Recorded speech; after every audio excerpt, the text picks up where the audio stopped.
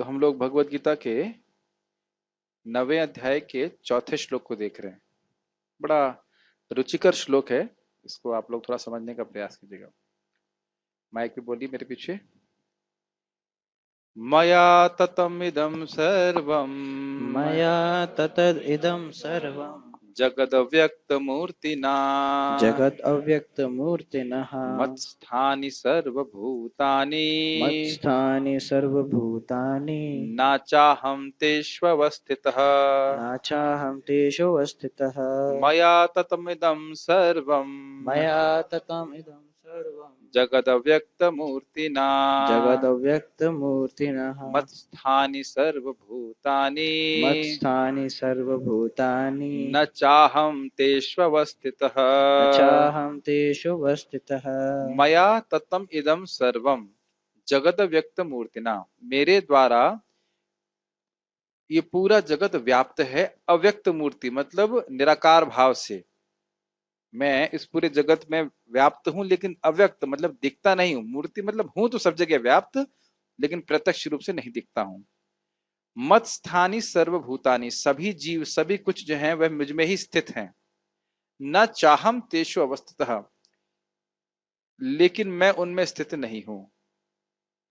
तो कुछ विरोधाभास लग रहा है। पहली लाइन में बोल रहे हैं मैं सब जगह व्याप्त हूं, फिर बोल रहे हैं कि सब कुछ मुझ में व्याप्त है, फिर कह रहे हैं मैं नहीं हूं। तो एक अजीब सी बात है ना। और आप कहेंगे भगवान सीधे सीधे तरीके से क्यों नहीं बोल सकते? भगवान को सीधे तरह से बोलना अच्छा ही नहीं लगता है। कहते हैं मुझको परोक्ष बड़ा पसंद है। वैसे परोक्ष नहीं बोल रहे हैं, ये तो सीधा ही बोल रहे हैं।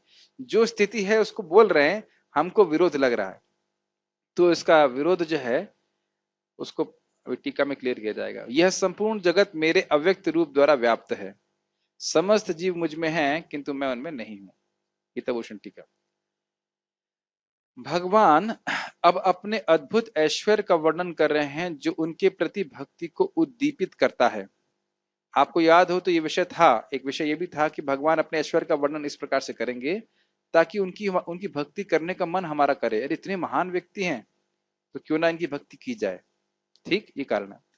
इस जगत का पालन और नियमन करने के लिए मैं उस स्वरूप में प्रत्येक वस्तु में विद्यमान हूं जिसे भौतिक इंद्रियों से अनुभव नहीं किया जा सकता। मतलब हर जगह भगवान व्याप्त हैं। हर वस्तु का पालन और नियमन, नियमन का मतलब होता है कंट्रोल, भगवान कर रहे हैं, लेकिन दिखाई नहीं पड़ता किस प्रकार से कर रहे हैं। पेड़ उगता हुआ दिखता है कि नहीं, पानी खींच रहा है, सब कुछ कर रहा है, लेकिन हमको ये समझ में नहीं आ रहा है हो कैसे रहा है। और ये कैसे हो रहा है? भगवान की शक्ति के द्वारा हो रहा है, लेकिन ये प्रत्यक्ष रूप से हमको नहीं दिखता है। ये भगवान बात बोल रहा है। और यद्यपि मैं सब वस्तुओं में हूं और उनका पालन और नियमन कर रहा हूं, फिर भी उसी समय सभी सराचर प्राणी मुझ में नहीं है, मुझ में ही हैं, सॉरी। जैसे हम लोग इस रूम में हैं कि नहीं, लेकिन रूम हमारे अंदर है। ये बात भौतिक रूप की हो सकती है, लेकिन भगवान क्या कह रहे हैं कि सारे जीवों में मैं व्याप्त हूं और वो सारे जीव मुझे मेरे अंदर है, मुझसे बाहर कुछ भी नहीं है। इसका अर्थ क्या है? देखिए, इसका अर्थ बहुत इंटरेस्टिंग है। देखिए समझ में आ जाएगा। इसका अर्थ यह है कि उनका अस्तित्व मुझ पर ही निर्भर करता है और मैं उनमें नहीं हूं, अर्थात मैं उन पर निर्भर नहीं करता हूं। अब स्पष्ट आ गया अर्थ? आपको भगवान ऐसा क्यों नहीं बोल दिए सीधे पहले? भगवान ऐसा बोल देंगे तो फिर आचार्यों की जरूरत क्यों पड़ेगी? अगर अपने से समझेंगे तो कहेंगे क्या भगवान घुमा फिरा के बोल रहे हैं। लेकिन अब समझ में आ गया स्पष्ट अर्थ। हम सबका अस्तित्व किस पे निर्भर है?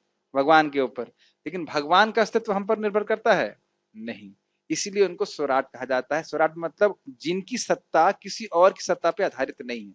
जैसे आप कहाँ खड़े हैं? पृथ्वी पे। अब पृथ्वी कहाँ पे खड़ी है? भगवान के आकाश पे कह सकते हैं, आकाश या अंतरिक्ष में। और अंतरिक्ष कहाँ पे स्थित है? भौतिक प्रकृति में। भौतिक प्रकृति किसकी है? भगवान पे। भगवान किसके ऊपर है? किसी के ऊपर नहीं। अब समझ में आ गया?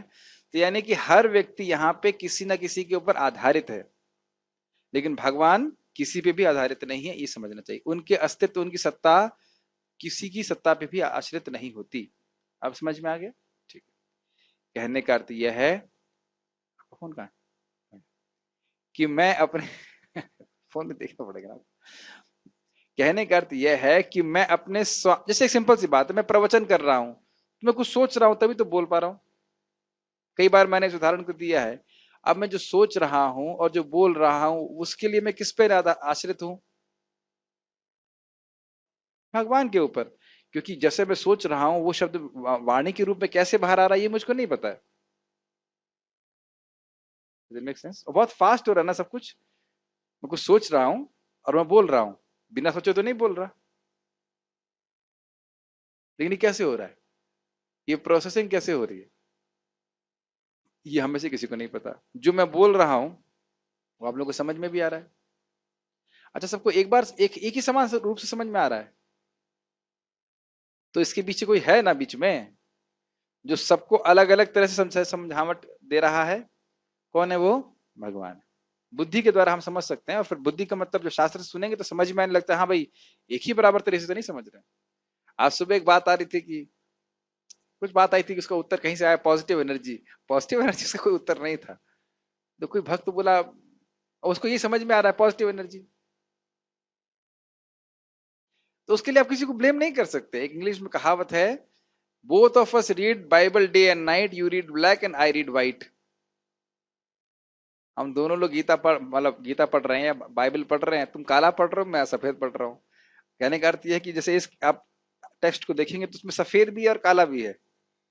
ये कहने का अर्थ है कि तुम कुछ अर्थ ले रहे हो, मैं कुछ और अलग अर्थ ले रहा हूँ। इसलिए अर्थ हमको क्या लेना चाहिए? जो आचार्य गुण ने दिया, तब हम समझ पाएंगे। नहीं तो हर व्यक्ति अपने मन से सोचेगा इस प्रकार से।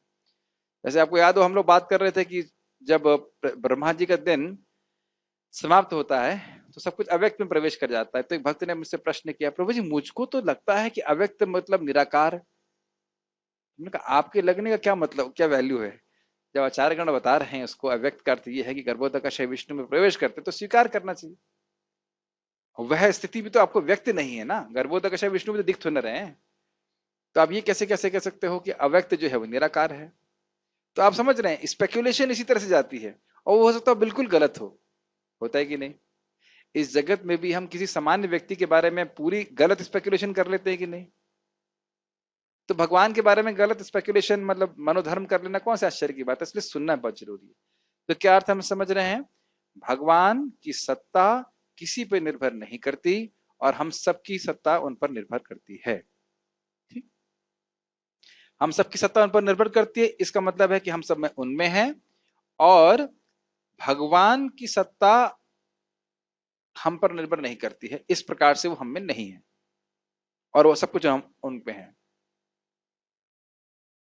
मैंने इसीलिए श्लोक आज के लिए छोड़ दिए थे कि इसमें थोड़ा सा जो प्रोसेसर है वो घूमने लगता है, क्या बात कर रहे हैं, नहीं है, क्या बोलना चाहते हैं। ठीक है, हम भगवान पे निर्भर हैं लेकिन भगवान हम पर निर्भर नहीं है। ठीक है, ये बात बोलिए। कहने का अर्थ यह है कि मैं अपने स्व अंश अर्थात परमात्मा, जो इस ब्रह्मांड के अंतर्यामी है, इस ब्रह्मांड में प्रवेश करता हूं और इसका नियमन और पालन करता हूं। अर्थात परमात्मा के रूप में भगवान ब्रह्मांड में प्रवेश करते हैं। परमात्मा दिखते हैं आपको? नहीं दिखते हैं। जब तक हृदय शुद्ध नहीं, भगवान को नहीं देख सकते। बहुत सुंदर उदाहरण दिया गया है। अपना हाथ आगे कीजिए अपने चेहरे के सामने और हाथ को देखिए, कीजिए एक बार। अब एक एक्सपेरिमेंट, छोटा सा एक्सपेरिमेंट। आप अपने आंखों से अपने हाथ को देख रहे हैं कि नहीं? लोग सोच रहे हैं कि हाथ में कुछ दिखाऊंगा मैं सिंपल बात है। क्या आपका हाथ आपकी आंखों को देख रहा है? बस यही बोलना चाह रहा हूं। नीचे कर लीजिए लोग अपना वो देखने लग गए, रेखा देखने लग गए कोई एस्ट्रोलॉजी नहीं बता रहा था, सिंपल सा, जिन आखन सब देखिए आखन देखन कोई। बहुत सुंदर उदाहरण है। आंखें हमारे हाथ और पांव को देख रही हैं, लेकिन हाथ और पांव आंख को नहीं देख सकते। तो उसी प्रकार से परमात्मा सभी को डायरेक्ट कर रहे हैं, लेकिन जीव परमात्मा को देखने में सक्षम नहीं है। बहुत सुंदर ये उदाहरण दिया जाता है। इसी प्रकार से इसी संबंध में श्रुति में कहा गया है, यह पृथिव्याम तिष्ठत, वह पृथ्वी में स्थित है। बृहद अरण्यक उपनिषद। वह मतलब भगवान। भगवान बाद में कहेंगे कि विष्ठभ्याहम इदम कृष्णम, भगवद गीता 10.42, अर्थात मैं संपूर्ण ब्रह्मांड में व्याप्त हूं।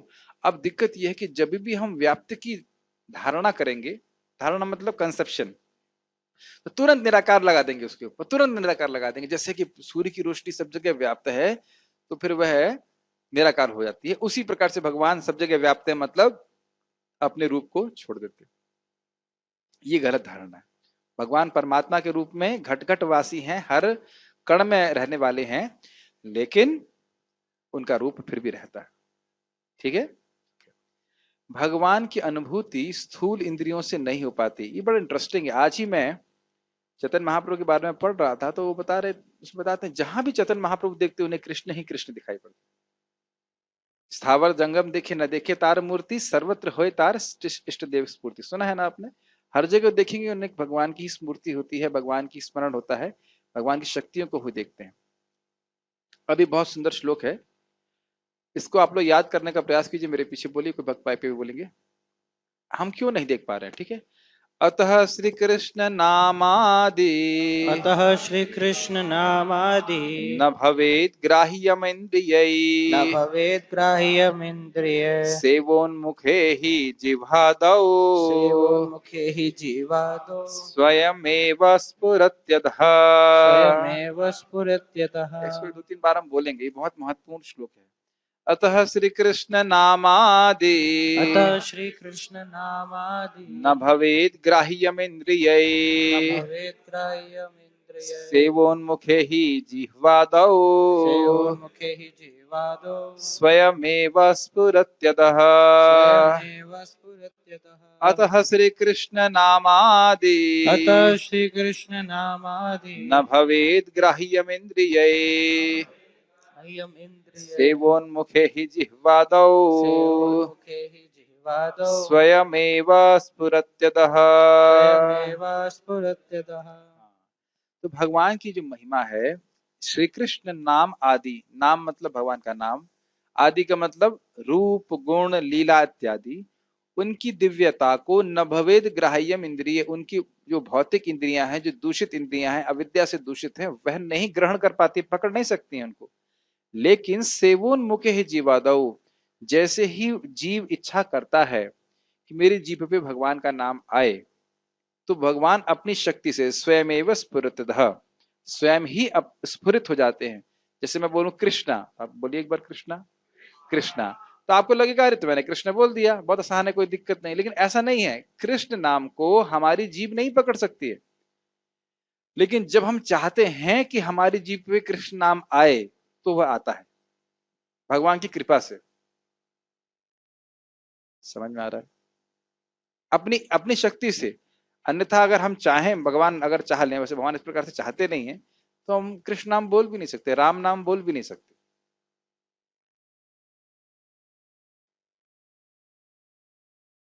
कितना अजीब सी बात लग रही है ना, ऐसे क्या कृष्ण नाम बोलने में क्या दिक्कत? लेकिन ये भगवान का नाम जो है पूरी तरह स्पिरिचुअल है। एक और अर्थ है इसका, कि जैसे हम लोग सेवा भावना से युक्त होकर के हरि नाम जप करते हैं और भगवान का प्रसाद ग्रहण करते हैं, जीवादव, जीव से प्रारंभ होकर, आदि समझते, आदि मतलब शुरुआत, आदव मतलब जीव को जब भगवान की सेवा में लगाते हैं, तो भगवान के नाम रूप गुण लीला की देवता हमको समझ में आने लगती है। यह भी एक अर्थ है। समझ में आ रहा है? अगर हम प्रसाद ग्रहण करें और भगवान का नाम जप करें, अगर एक शब्द एक बड़े अच्छे तरीके से भक्त बोलते हैं, अगर हम ये ध्यान रखें कि मुंह से बाहर क्या जा रहा है और मुंह के अंदर क्या जा रहा है इतना ध्यान रखें। समझ में आया? मुंह से बाहर क्या जा रहा है और मुंह के अंदर क्या जा रहा है, मतलब प्रसाद क्या जा रहा है अंदर और मुंह से बाहर क्या जा रहा है, भगवान की वाणी, मतलब भगवान के बारे में चर्चा हो रही है, तब फिर भगवान धीरे धीरे अपने ज्ञान को हमारे हृदय में प्रकाशित करते हैं। यह भी एक अर्थ है इसका, हमें समझना चाहिए। तो इसलिए बहुत महत्वपूर्ण है, अगर कोई व्यक्ति प्रजल्प करता रहेगा या बाहर की जलेबियां खाता रहेगा इधर उधर, तो उसकी चेतना दूषित रहेगी और वो भगवान को नहीं समझ पाएगा। ठीक है। प्रभुपाद जी से कहते हैं, इसीलिए भगवान को बुद्धि से नहीं जीभ से समझा जाता है। यहाँ पे सब कुछ हम बुद्धि से समझते हैं, लेकिन भगवान को हम कैसे समझते हैं? जीभ से, क्योंकि भगवान बुद्धि के भी परे हैं। अगर बुद्धि से समझना होता तो जितने साइंटिस्ट थे वो तो समझ लेना चाहिए ना, लेकिन उनको समझ में नहीं आता है। मैं अभी छोटा सा क्लिप देख रहा था, हमारे दिल्ली के प्रेसिडेंट का नाम क्या है, मोहन रूपा प्रभु, उनसे एक व्यक्ति बोला ईश्वर कोई और है और भगवान कोई और है ऐसे झगड़ा कर रहा है उनसे वो, और ईश्वर निराकार है इत्यादि। तो और सारे लोग उस पर हंस रहे हैं, सारे लोग उस पर हंस रहे हैं, लेकिन वो समझ नहीं पा रहा है। उसे लग रहा है कि प्रभु जी बिल्कुल गलत बोल रहे हैं, और जबकि प्रभु जी बिल्कुल, और मुझे इतनी हंसी आ रही, प्रभु जी मुस्कुरा मुस्कुरा के हंस रहे हैं, सब लोग हंस रहे हैं, और वो सोचता है कि उस लोग उसको ही पता है, बाकी किसी को पता नहीं है। तो जस्ट कंप्लीट, और बाद में वो ऐसा बोल भी रहा है कि मैं मानता हूं, तुम्हारे मानने की क्या वैल्यू है। तो हम तब देखते हैं कि हाँ, जब तक कोई व्यक्ति भगवान का नाम जप ना करे, भगवान का प्रसाद ग्रहण ना करे, उसे भगवत गीता समझ में नहीं आएगी, समझ में नहीं आएगी। तो इसलिए आवश्यक है कि भगवान की सेवा सेवा भावना हो, तब वह समझ पाएगा। नहीं तो बुद्धि, और उसका कारण है भगवान ही बुद्धि नहीं देंगे उसको समझने की। जैसे आप लोग आगे पढ़ने वाले हैं कि जो प्रेम से भजन करता है, तो भगवान स्वयं उसको बुद्धि देते हैं, जिसके द्वारा वह उनके पास आ जाए, है कि नहीं। ददामी बुद्धि योगम तम।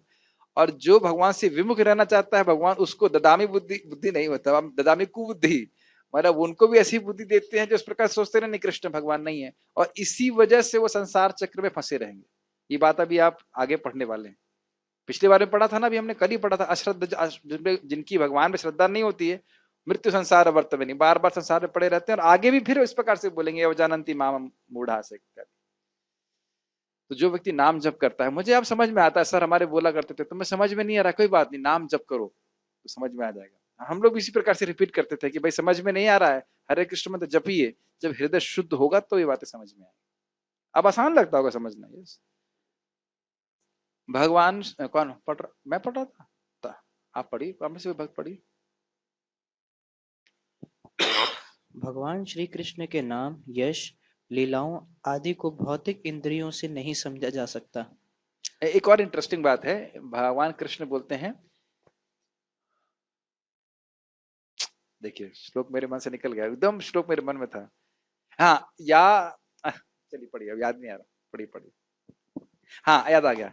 देखिए कौन कृष्णा इज गिविंग, यथा यथात्मा परिमृज्यते सौ मत पुण्य गाथा श्रवणाभिधाने, तथा तथा वस पश्यति वस्तु सूक्ष्मात् चक्षुर यथैवांजस संप्रयुक्तम।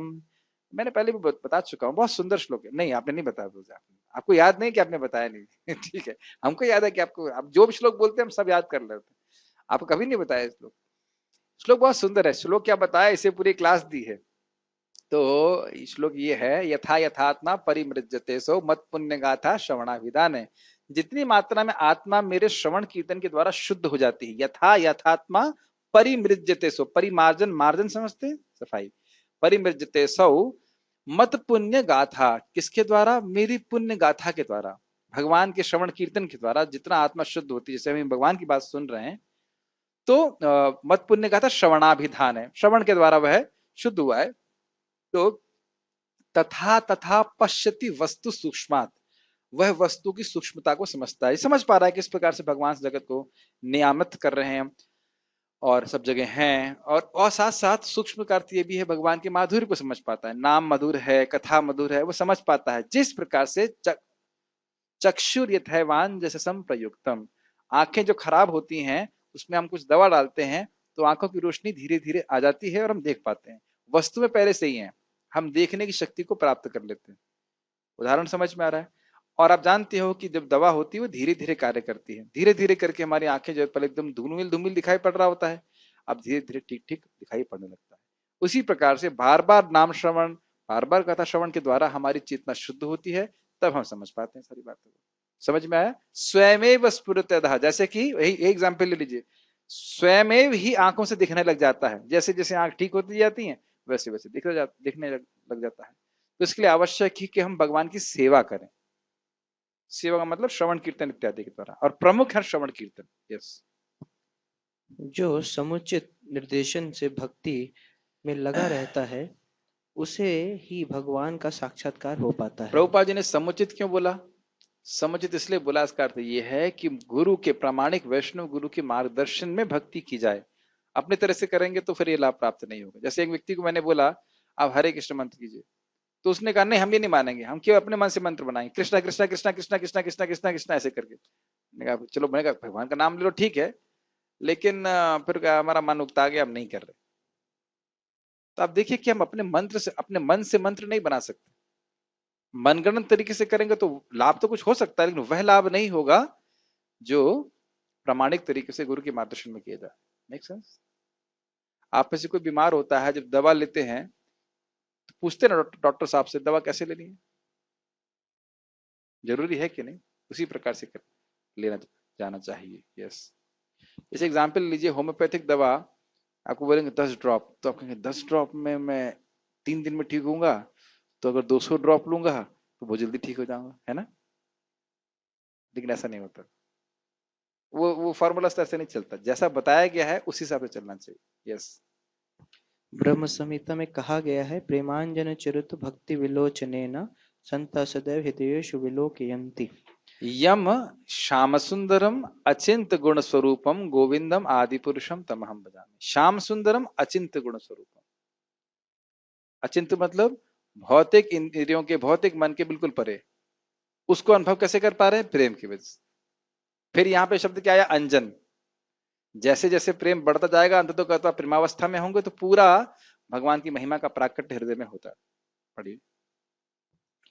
यदि किसी ने भगवान के प्रति दिव्य प्रेमाभिरुचि उत्पन्न कर ली है तो वह सदैव अपने भीतर तथा बाहर भगवान गोविंद को देख सकता है। इस प्रकार वे सामान्य जनों के लिए दृश्य नहीं है। कौन? भगवान। यस। यहाँ पर कहा गया है कि यद्यपि भगवान सर्वव्यापी हैं अच्छा और एक बात बताइए, मान लो चलो नहीं है ऐसे, लेकिन जैसे आज 5 से 5 हजार साल पहले भगवान आए तब तो सबको दिख रहे थे, तब क्या ये श्लोक अप्लाई होता है? भगवान कृष्ण 5 हजार साल पहले आए थे ना, तो सबको दिख रहे थे कि नहीं?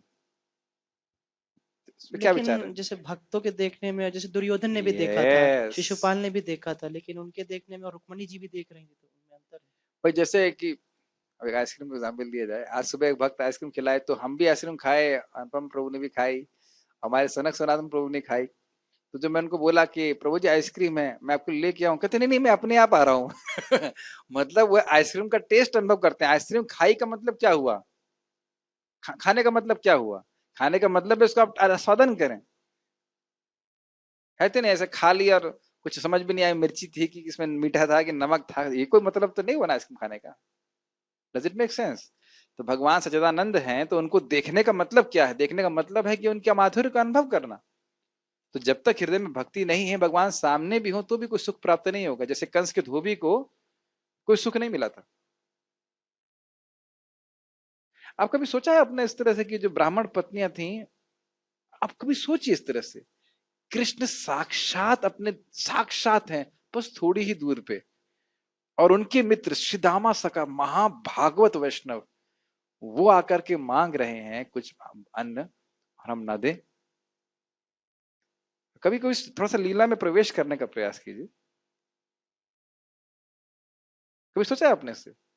मान लीजिए इस दरवाजा दरवाजा खुल जाए और बलराम जी आए या श्रीदामा सखा जाए आपको कुछ मांगने के लिए। अभी हम गीता क्लास कर रहे हैं, अभी हम कुछ नहीं दे सकते, बैठिए चुपचाप।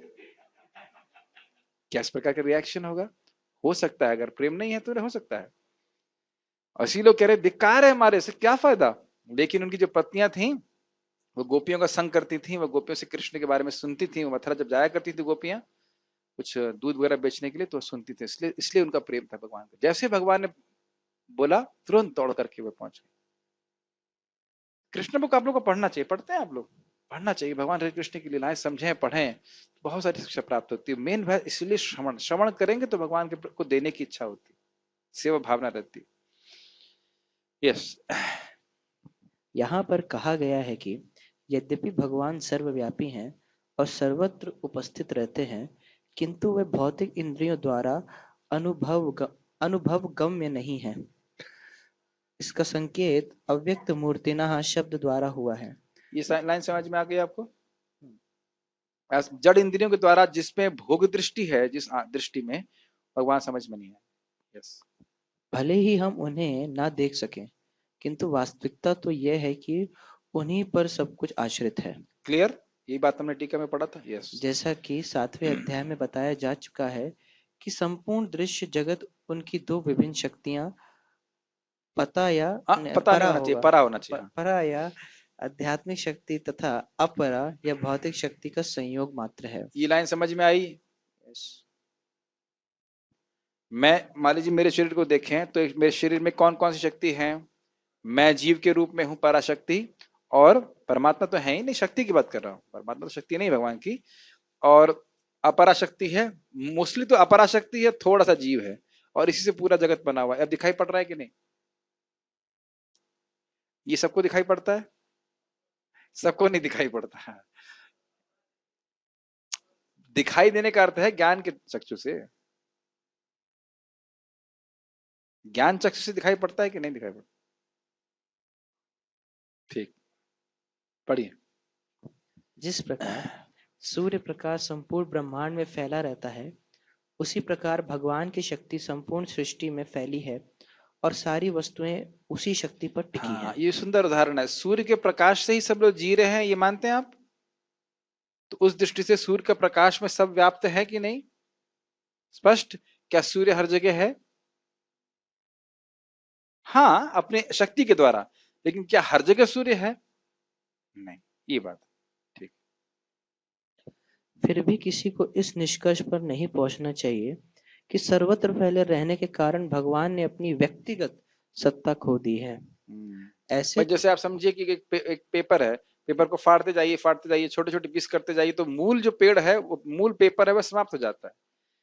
आपको याद हो तो प्रथम स्कंद के तीसरे अध्याय में हमने गर्भोदकशय विष्णु के संबंध में भी बात सुनी थी। एतन नानावतारानाम निधानम बीजम अव्ययम। ये जितने भी अवतार हैं, इनका निधान मतलब सारे अवतार जो है वापस गर्भोदकशय विष्णु में से ही आते हैं, और वापस सॉरी उनसे आते हैं और वापस उसी में प्रवेश कर जाते हैं। और बीजम अव्ययम, ये अव्यय बीज है। मतलब इस जगत में हम देखते हैं जब बीज डालते हैं तो पेड़ आया और बीज गायब, लेकिन ऐसा गर्भोदकशय विष्णु नहीं है, अव्ययम है, अव्यय बीज है। मतलब ये भगवान शब्द अपने बारे में कई बार यूज किए। अव्यय, व्यय समझते हैं? व्यय मतलब क्षीण होना, खर्च हो जाना। व्यय शब्द नहीं सुना आपने? हिंदी में सुना होगा। अव्यय मतलब जो कभी क्षीण नहीं होते। तो इस प्रकार से क्या भगवान की भक्ति करने की प्रेरणा नहीं मिलती? बताइए। अरे ऐसे भगवान जो हमेशा रहने वाले हैं, अनंत काल तक रहने वाले हैं, तो मैं उनकी सेवा करूंगा। यस, तो भगवान की सत्ता कभी समाप्त नहीं होती। ऐसे तर्क का निराकरण करने के लिए भगवान कहते हैं, मैं सर्वत्र हूँ और प्रत्येक वस्तु मुझ में है, तो भी मैं पृथक हूँ। अब समझ में आ रहा है? पृथक है मतलब भगवान को किसी से पे आश्रित नहीं कि भाई अब ये काम मेरा करेगा, बड़ा नहीं तो मेरा काम कैसे बनेगा, ऐसा नहीं। भगवान पूरी तरह से अ, मतलब उनकी सत्ता जो है वह किसी के ऊपर निर्भर नहीं करती। ठीक है, उदाहरणार्थ पढ़िए। उदाहरणार्थ, राजा किसी सरकार का अध्यक्ष होता है और सरकार उसकी शक्ति का। शक्ति का प्राकट्य होती है। विभिन्न सरकारी विभाग राजा की शक्ति के अतिरिक्त और कुछ नहीं होते और प्रत्येक विभाग राजा की क्षमता पर निर्भर करता है। तो भी राजा से यह आशा नहीं की जाती कि वह प्रत्येक विभाग में स्वयं उपस्थित हो। यह एक मोटा सा उदाहरण दिया गया। इसी प्रकार हम जितने स्वरूप देखते हैं और जितनी भी वस्तुएं इस लोक में तथा परलोक में विद्यमान हैं, वे सिर्फ भगवान की शक्ति पर आश्रित हैं। सृष्टि की उत्पत्ति भगवान एक की। बात बहुत थोड़ी सी कठोर लग सकती है, लेकिन कठोर नहीं है, एक सत्य है कि जिन जिन लोगों का हम बारे में सोच रहे हैं कि ये हमको आश्रय देंगे और इस कारण से भगवान की उपेक्षा कर रहे हैं, तो ये बहुत बड़ी भूल होगी। ये बात समझ में आई? मान लीजिए कोई कहे कि मैं अपने माता पिता की सेवा के चलने के नाते भगवान की सेवा नहीं करूंगा, भगवान की भक्ति नहीं करूंगा, इन्होंने मुझे खिलाया पिलाया है, इनका बड़ा उपकार है, और मैं भगवान की सेवा नहीं करूंगा। मेरा कर्तव्य है माता पिता की सेवा करना और भगवान की सेवा ना करना। माता पिता की सेवा करो कोई दिक्कत नहीं, लेकिन भगवान की सेवा नहीं करना ये गलत है। तो आप देखेंगे कि वो उनके नीचे से भी दरी खिसक जाती है। समझे? जिन माता पिता का नाम लेकर के हम भगवान की सेवा नहीं कर रहे थे, केवल बहानेबाजी होती है, तो माता पिता के पैरों के नीचे से दरी निकल जाती है, मतलब वही गायब हो जाएंगे कुछ दिन में। एक झटके में हो सकता है दोनों माता पिता मर जाएं। या आपसे विमुख हो जाएं, या वो पागल हो जाएं। मैं माता पिता के खिलाफ तलवार नहीं निकाल रहा हूं, मैं एक एग्जाम्पल दे रहा हूं। माता पिता का सम्मान और सेवा करना चाहिए, लेकिन अगर भगवान के विमुख हैं, भगवान की के पास जाने की शिक्षा नहीं दे रहे हैं, तो फिर हम सम्मान तो करना चाहिए लेकिन सुनना नहीं चाहिए। Does it make sense? कभी झगड़ा नहीं करना चाहिए उनसे। प्रहलाद महाराज कभी हिरण्यकशिपु से झगड़ा नहीं किए थे, लेकिन सुन नहीं रहे थे उनके। He was the most disobedient son. मेरी बात, दोनों बात समझ में आ रही है कि नहीं? हाँ हाँ पिताजी, हाँ हाँ हाँ हाँ हाँ हाँ हाँ, यस यस। जैसे कि मैंने उसमें आता है, षंडमर्क ने जो जो बातें सुनाई उसको बढ़िया से रिपीट भी करते थे, फर्स्ट आते थे प्रहलाद महाराज, लेकिन स्वीकार कुछ नहीं करते थे अंदर। ये सब अच्छा नहीं है। समझ रहे ना मेरी बात? तो बाह्य रूप से अगर हाँ हाँ हाँ, बिल्कुल सही, आप बिल्कुल सही कह रहे हैं, हाँ हाँ हाँ। यहाँ तक कि गृहस्थों को बोला गया, अगर मान लो शादी भी करे तो पत्नी को हाँ हाँ हाँ हाँ, सही सही कह रही हो, सही कह रही हो, हाँ घर बनाना चाहिए, हाँ हाँ ऐसा ऐसा करते रहना चाहिए, लेकिन सुनना नहीं चाहिए। हाँ हाँ बोलना चाहिए ताकि झगड़ा नहीं हो, लेकिन सुनना नहीं चाहिए। तो खैर, कहने का अर्थ ये है, धीरे धीरे आपको समझ में आएगा कि एक एक व्यक्ति जो आपको बोला कि भगवान की भक्ति मत करो, वो गायब ही हो गया सीन से। सीन से गायब हो गया। ये ड्रामा चल रहा है ना हमारे ड्रामा है ना हमारा, एक पूरा दिन जिंदगी, उसमें लोग सीन में आ रहे हैं, ये दिखता है आपको ड्रामा? हमारा ड्रामा, एक ड्रामा चल रहा है, एक शो चल रहा है, जिसमें लोग एक के बाद एक आ रहे हैं, ऐसा करो वैसा करो ऐसा करो, हमको इन्फ्लुएंस कर रहे हैं। लेकिन कोई वैष्णव हमको भगवान की भक्ति करने के लिए बताते हैं, तो वो हमारे मित्र हैं। समझ रहे हैं? वही सही तरफ लेके जा रहे हैं, वही सही आश्रय लेकर लेके, बाकी सब ड्रामेबाजी, केवल ड्रामेबाजी। अगर माता बोल रही भक्ति में मदद कर रही तो अच्छी बात है, पिताजी मदद कर रहे हैं भक्ति में, अच्छी बात है। नहीं कर रहे हैं तो अपने घर खुश, हम अपने घर खुश। ऐसे बोलते हैं ना जगह, तो अपने घर खुश, हम अपने घर खुश, बस। यस। सृष्टि की उत्पत्ति भगवान की विभिन्न शक्तियों के विस्तार से होती है, और जैसा कि भगवत गीता में कहा गया है, विश, विष्टया विष्टभ्याहम इदम कृष्णम। वे अपने कृतस्नम मतलब होता है सब कुछ सब कुछ सब कुछ भगवान पे आश्रित है। यस। वे अपने साकार रूप के कारण अपनी विभिन्न शक्तियों के विस्तार से सर्वत्र विद्यमान विद्यमान है। है। इस संबंध में अभी मैं प्रवचन सुन रहा था, ये भक्ति विज्ञान महाराज का, तो वो भी ये बात बोल रहे थे कि निर्विशेषवादी भगवान की शक्तियों को स्वीकार नहीं करते, इसीलिए वो परब्रह्म को निराकार मानते हैं। अगर शक्ति शक्तिमान की बात करें तो बड़ा स्पष्ट हो जाता है, हम लोग के लिए कोई दिक्कत नहीं, भगवान कृष्ण एक व्यक्ति हैं और उनकी शक्तियां हैं, वो निराकार रूप में व्याप्त है, कोई कठिनाई नहीं है। लेकिन वो भगवान के स्वरूप को नहीं मानना चाहते, वो ही नहीं मानना चाहते कि एक शक्तिमान है जिसकी शक्तियां हैं जो जगत में कार्यान्वित हो रही, isn't it? और सूर्य की रोशनी के द्वारा पास समझ सकते हैं। कोई प्रश्न है यहाँ तक? एक श्लोक और हम देखेंगे।